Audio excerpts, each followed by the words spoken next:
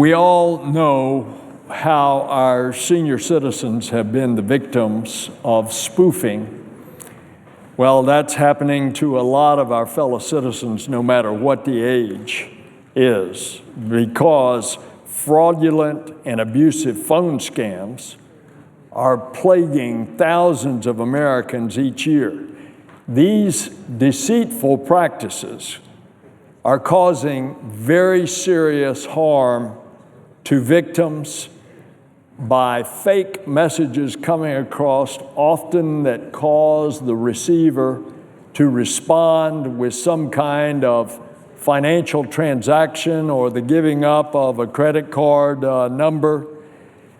The Commerce Committee and the Aging Committee have explored the impact of these scams, and by one account, consumers continue to lose millions of dollars each year to fraudulent phone scams, many of which originate in other countries. The impact of these scams are very real to the consumers who suffer. For example, one poor soul took his life earlier this year after spending thousands in a vain attempt to collect on his winnings in what he thought was a Jamaican lottery. Winnings that were non-existent because it was all a scam. Well, a lot of us think that we have trained ourselves to ignore phone calls and text messages from numbers that pop up that we don't recognize. But this is also where the sophisticated scammer enters, because now scammers impersonate government institutions' numbers, and they promote fraudulent lottery schemes, and they tailor their calls to individuals in order to coerce victims into paying large sums of money, just like the victim that I mentioned earlier this year. And so they use spoofing technology to manipulate the caller ID information, and they trick consumers into believing that the calls are local or they come from trusted institutions. A few years ago, this senator introduced the Truth in Caller ID Act to prohibit ID spoofing when it is used to defraud or harm consumers. And this law provided important tools for law enforcement to go after these criminals and crack down on the phone scams. And so that legislation was passed. It was signed into law. It was a huge win for consumers and the first step toward ending these abusive practices. But technology is passing us by.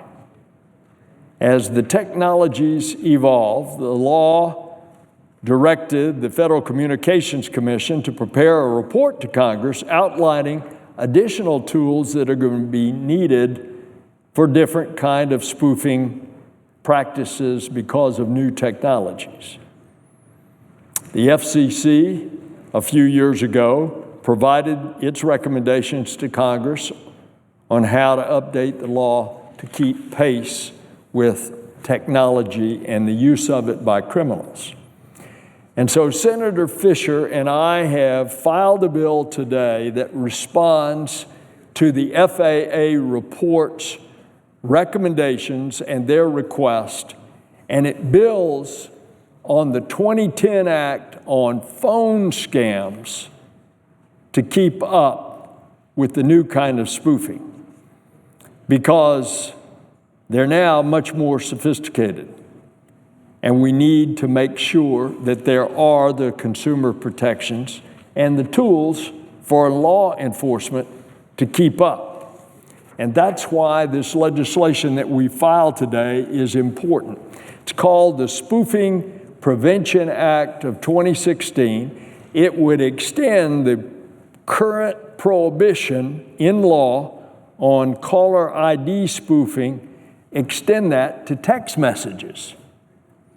And it would extend it to calls coming from outside the United States and from all forms of voice over the internet protocol services. And this bill, additionally, for the first time, would ensure consumers to have access to the information to go after these criminals in a centralized location on current technologies available to protect them against this sophisticated type of criminal. And it does so by directing the FCC to publish and regularly update a report on existing tools.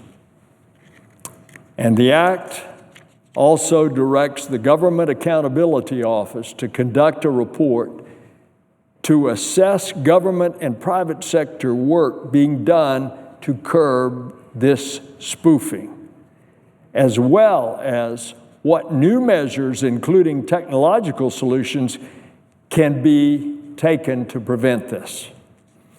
So I urge our colleagues to join Senator Fisher and me in supporting this act to try to give some protection in this age of digital technology, of rapidly advancing technology, to help protect those poor consumers who are getting fooled. In other words, they're getting spoofed. I also want to thank Senator Klobuchar and Senator Donnelly for their work in combating spoofing. We're going to continue to work on this. And Mr. President, this senator is going to press the Federal Communications Commission to continue to use its full authority under the Truth in Caller ID Act to stop these scams, including a consideration of technical solutions like the call authentication to protect consumers.